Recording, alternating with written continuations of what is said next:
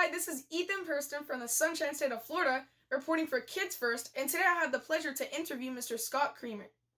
Mr. Kreamer is the Emmy-nominated writer and executive producer of the popular Netflix original series Jurassic World Camp Cretaceous from DreamWorks Animations. Inspired by the multi-billion-dollar Jurassic World franchise from Universal Pictures and Amblin Entertainment. Mr. Kreamer is known for his work on Kung Fu Panda, Legends of Awesomeness, Tigre, The Adventures of Manny Rivera, Cleopatra in Space, and Jurassic World Camp Cretaceous, which we're talking about today. Hi, Mr. Kreamer. How are you doing today? I'm good, Ethan. It's good to see you again. How's it going? It's pretty good. So Good. let's get this started. You're known for so many other successful projects such as Kung Fu Panda, Legends of Awesomeness, Cleopatra in Space, to name a few. But what did you learn from the other projects that brought you with Jurassic World Camp Cretaceous?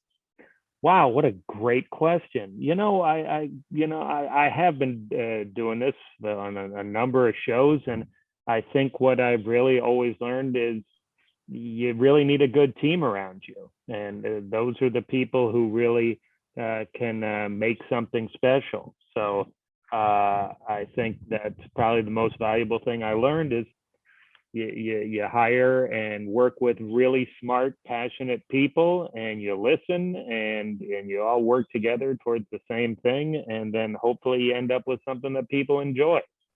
Yeah, and I really enjoyed it, so I think they did really good. Well, I'll let everybody know. I'm glad you liked it. You kids like you, they're the reason that we do this whole thing. So I'm glad you like it.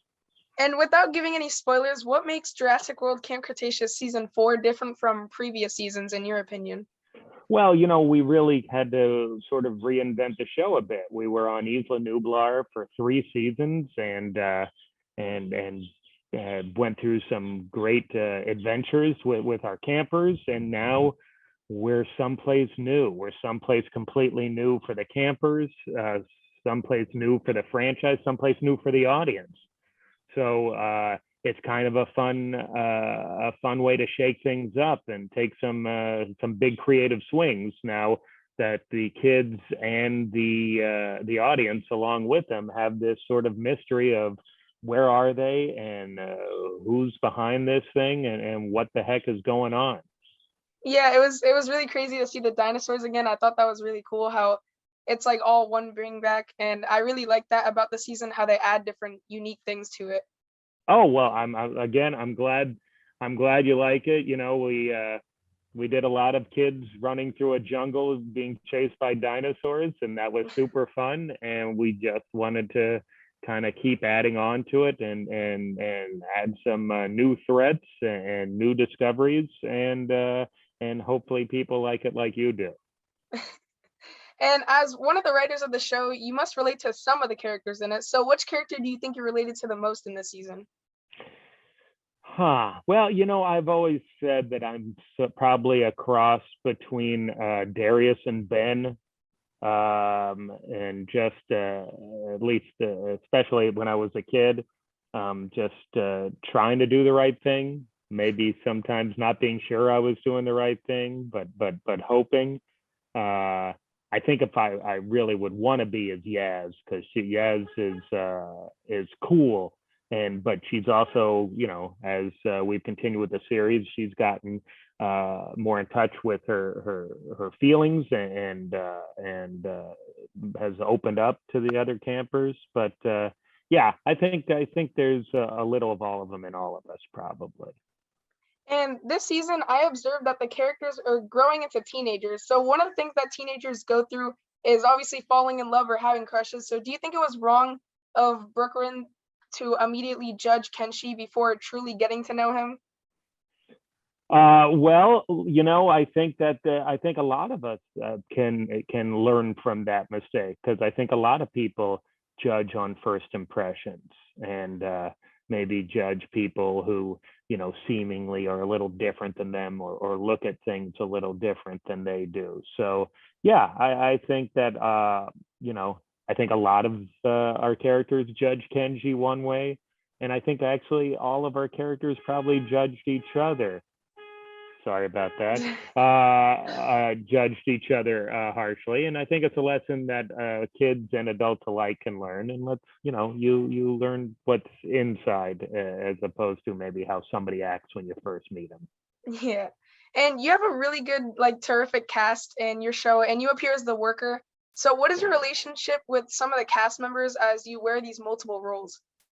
Well, yeah, I was the worker in episode 4 that got eaten by the Indominus Rex. So, let's not confuse my screaming with the amazing work that our voice cast has done. Yeah, they're all great people. And one thing about working remotely is we don't get to spend the time that we did at the beginning of the series, but I look forward to all our records because really they're all wonderful. I feel like I've got a great relationship with all of our cast, as does our amazing voice director, Serena Irwin. And I feel really lucky to work with them because they bring so much to the characters, as much as the writers and the artists do. Yeah, and sometimes it's not all about like the actors. It's more about who made it and how smart their minds are. You have a very good mind. That's why I love this Oh, show. well, I would love to take credit for all of it, but I really can't. It's like I said before, you hire and work with really smart people. Our writers are really smart, much smarter than me. And then the board artists and the directors and everyone on the art side, again, you really want to, Ethan, as you grow up, just surround yourself with people smarter than you, and then you get to come on here and sort of get credit for stuff you shouldn't get. But I appreciate it, and again, I will pass it along to our amazing team that they're doing great work. And the characters in this film are really resilient with all the circumstances and situations they go through, like dealing with the Mosasaurus in the water, which I really liked how they brought that back, or being stranded in the middle of nowhere. So, how did you implement, or kind of how the world is going with COVID? As in this season, it's an example how the young audience can find courage and positive through tough times. So, how do you think these characters dealt with that, kind of like in a real world situation? Yeah, well, I mean, that's what this is all about. Even before COVID, it ain't so easy being a kid. And if we can have 22 minutes where like kids like you can take a break from, especially with COVID and being stuck in the house or being unsure about how things are going, and you can just sort of be transported to this island where there's dinosaurs and robots and drones and who knows what else. And that's again a big reason why I like to do this. It's you can now pretend or imagine that you're Darius and working with your friends and working together to beat the bad guys and knowing that you can count on each other. So, COVID, no COVID, we're all stronger when we work together. And I think that's what we're trying to say with this show. Yeah, and I definitely agree. And on this note of COVID, how do you think it affected the shooting of season 4?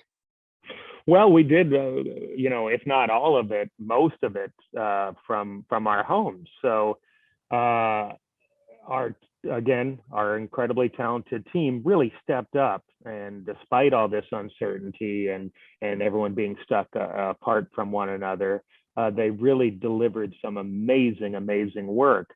So I just take my hat off to our team, because some people, you're isolated and you only see each other like we're seeing each other now over the computer. So we just really tried to come together whenever possible as a crew, as a family, and to get together virtually and just, letting each other know that we're there for each other and we're working together. So, do you see a season 5 coming in the future? And if so, can you promise that it'll be full of intense situations and keeping us on the edge of the seat? Well, I can't promise anything, but I certainly hope so. I certainly I hope I'm not overstepping by saying I think so, and we'll do our very best to deliver on all those things that you asked for. Fingers crossed. Well, thank you for taking the time to speak with me. It's been a pleasure. Absolutely, Ethan. I always look forward to our chats, and hopefully we'll be talking like this for a season 5. All right, thank you. Thank you, bud. Thank you very much, Mr. Scott Kreamer, for talking with us about Jurassic World Camp Cretaceous Season 4, which releases on Netflix December 3rd, 2021. I'm Ethan Purston reporting for Kids First. Remember to like and subscribe to our channel so you see more of our reviews like this one. This is Ethan Purston signing off. Goodbye.